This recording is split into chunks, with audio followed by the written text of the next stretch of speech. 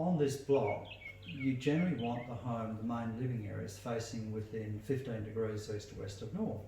Now this block of land just happens to be in a great suburb, great location, but what happens is your block is 45 degrees to north, which a lot of suburbs in Perth are. So therefore, plus your block, from an adaptability point of view, has future subdivision potential. The house is square to the road, which is 45 degrees to north, but the back of the house is 45 degrees to north. And that has its own implications in design. So has that space worked? Because people go, oh, I don't want to twist it on an angle. How has that worked from a design point of view? Do you feel as if it's weird or different? I think during construction the builders were amazed at the number of angles in this house. There are a lot of angles. I'm not sure that we may only have one or two rooms that's actually a square style room. But I think for people that come and visit the house, we're used to it, we love it, but for people that come and visit the house, it's actually a design feature because it's different. We don't live in a stamped out standard box kind of arrangement home.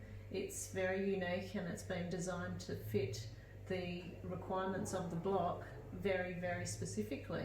We wanted something that had obviously the solar passive benefits, but also enough room in the backyard for a large shed, for a large vegetable garden, because and for chooks, we looked at a number of houses that had a paved area was the backyard. So having that ability to, whilst where our family is younger and we're younger, to use the benefits of a large backyard, and then as we grow older to be able to subdivide that off and sell that and downsize the amount of space in the backyard was also an important part of that design consideration.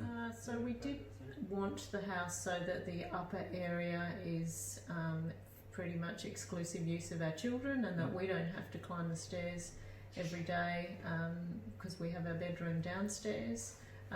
The universal access, I guess, with the shower, so that we don't have the hob, so that as we do age, we're able to use those benefits.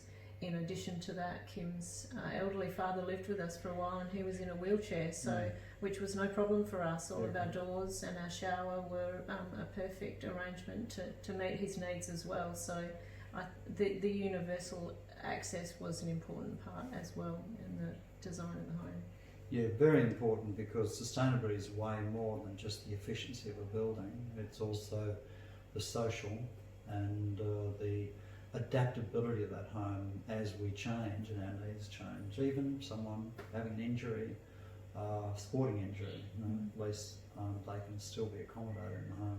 So, very good. So it looks like a normal home. Yeah, that's right. The front of our house has a Federation style red brick appearance to it, so anyone driving down the street would have absolutely no idea that it's a solar passive design home, that we have zero food and green organic or garden organic waste that goes into landfill, that we have the 25,000 litre rainwater tank.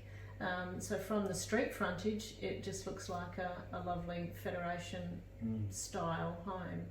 Your home has a lot of other features, active features, like you've got a grey water system, like a huge water tank out the back. It's massive. A lot of people wouldn't put that in. For us, I guess coming from a farming background, is that we can't bear to waste water.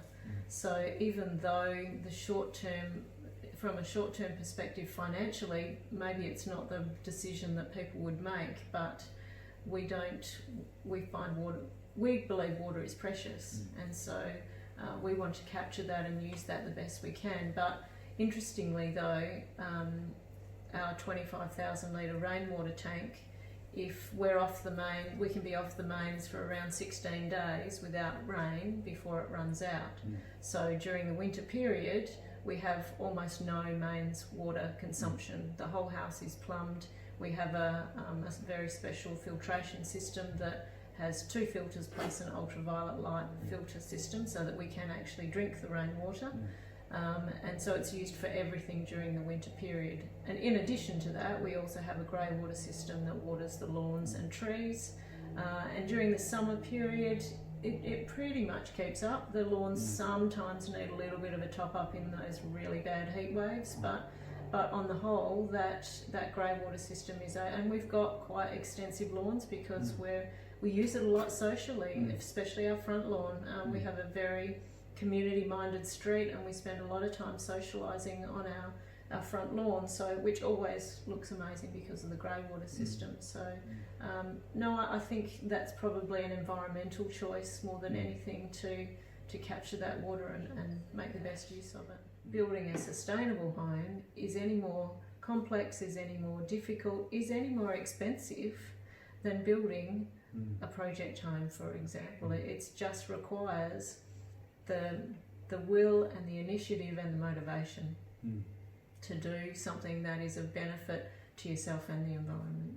When we went through this process, a lot of our friends were doubters about the effectiveness, what the result would be, how effective the result would be. And particularly during the winter months, most people are completely blown away that we don't have any heating, and yet at night, first thing in the morning, doesn't matter what time of the day it is, it is really beautifully comfortable. So there are probably a lot of people wondering whether, does this really work? Well, it does work, and it really only requires a bit of extra thinking and a bit of extra science to make it work. I remember when you were young, you would have walked into your grandparents' house and the first thing you did was go and park your bum up against the wood stove. Yes, that's right. Even in summer when it wasn't going, because that's just where you stood. It's when we were waiting for you, I sat there, I stood there and just absorbed the sun. It's nice here, we get this warmth coming off. And you get that for nothing. Yeah, that's right. We had a motto when we were building as function before fashion, because we saw so many things in display homes. I said, Fleur, what's that? She said, I don't know. What does it do? She said, I don't know. So we don't want one, do we? We go, no. And there's just so much money and resources wasted on things that do nothing. When we can take you to the most things in this house and say, this is here like this because of this. This is like that because it does something, not just because it looks good or we didn't know what else to do with it. And it works.